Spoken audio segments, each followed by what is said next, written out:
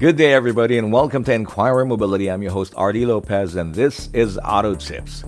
We still have a lot of countrymen who are struggling to recover from the severe effects of the last storm, and while there are some of us who are just slightly more fortunate to only have our cars submerged in those floods, we can't deny that these cars are major investments and are crucial to our everyday lives. In that light, here's some valuable tips with regard to what to do with them from a one-stop shop called Autobox. And to get started, not all flooded cars have the same kind of damage or repair needs. Here we go. There are three categories of flooded units, Class A, B, and C. So the Class A, the vehicle submerged until the roof area. That's A. That's A. Okay. The Class B is the vehicle submerged to flood until hitting the dashboard. Okay. So that includes the engine as well. Yes. Okay. And the Class C is the flooring only.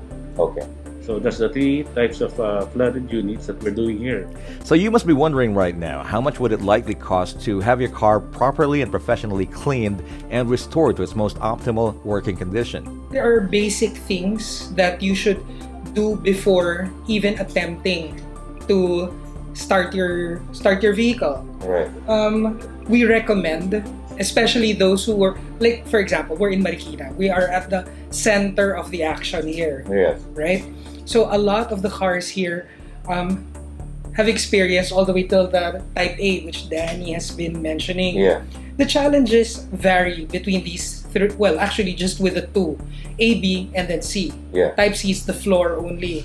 But even with the floor, a measure of electricals have already been touched by the water, right, because there are those under the carpets of the floor. But once you hit the dashboard all the way till the roof, everything has been reached by the water, right? Yeah.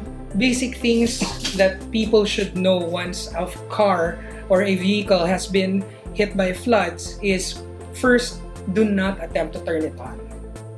If by some weird coincidence your motorcycle or your car is turned on, turn it off.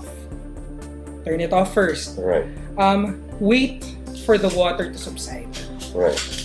Physical inspection first. You can see with your eyes how far the water has gone into your car. Yeah. Because it will leave a mark, right? There will be water marks there. Once you feel that it has hit your engine, do not even try to. Sometimes, even if the water has gone from the streets, Yes. the water is still inside your car. Yeah. It doesn't automatically dry out on its own. I mean, not immediately. So I recommend you dry it. It will lessen as well the damage to your carpets, to your seats, to your matting, all of those things. You can dry it on your own. And again, if you have a wet and dry vacuum, that would be even better. And then once the sun is out, aerate it, ventilate it, let it dry. Other things you can do to check is immediately you can check for water that has come into your oil in the engine. You take out the dipstick. If you see water globules there, you know that there's water. You have to get rid of all of that. Yeah. And on the cases of the cars with the most flood damage, or what they call Class A, the cars that have been totally submerged in the floods, well, it's going to be on a per-case basis in terms of the cost that you're going to be shelling out. Well, it's going to depend on the kind of services they're going to be rendering on it and the kind of parts that they have to replace. In some cases, they really have to replace the entire engine, and it's going to be totally up to you. Here's what they say. It will take you about a minimum of 6,000 Okay. for the small vehicles. Small vehicles. And I think the large vehicle will reach you about 9,000. Okay, we're talking That's about including the pull out of your seats and carpets, right. cleaning and detailing the interior. So that will cost you about that. Between 6 and 9,000. I see. Okay, that's very reasonable. When you include the dashboard, Yeah. it will cost you another, I think about maybe 10,000. 10,000. Not really sure. Okay. Because of the And also the extent of the damage to the and what needs to be replaced. Yeah.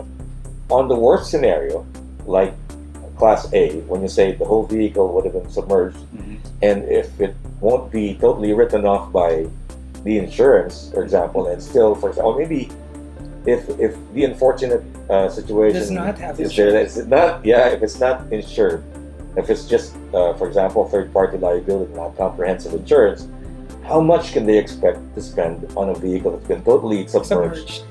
when your car needs the engine to be replaced because Yeah. of its submerged. Because it will also matter, right, what year and make your car Right, is, right. as well as the condition of the car before it got submerged. Yes. Because if it's already on its way out, yeah. of then it course. might be cheaper to get a new car. Right. If right. everything is gonna have to be replaced.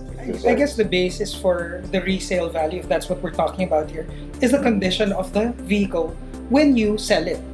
Right. Whatever it went through in life, Yeah. in its life, shouldn't be a factor. The only thing that should matter is its condition once you're selling it. Well, as the man said, a car's value should be determined by its current operational status, regardless of its history. And if it's about to be sold, then it's the seller's obligation to give full disclosure to the potential buyer regarding what it went through and the kind of repairs that's been done on it.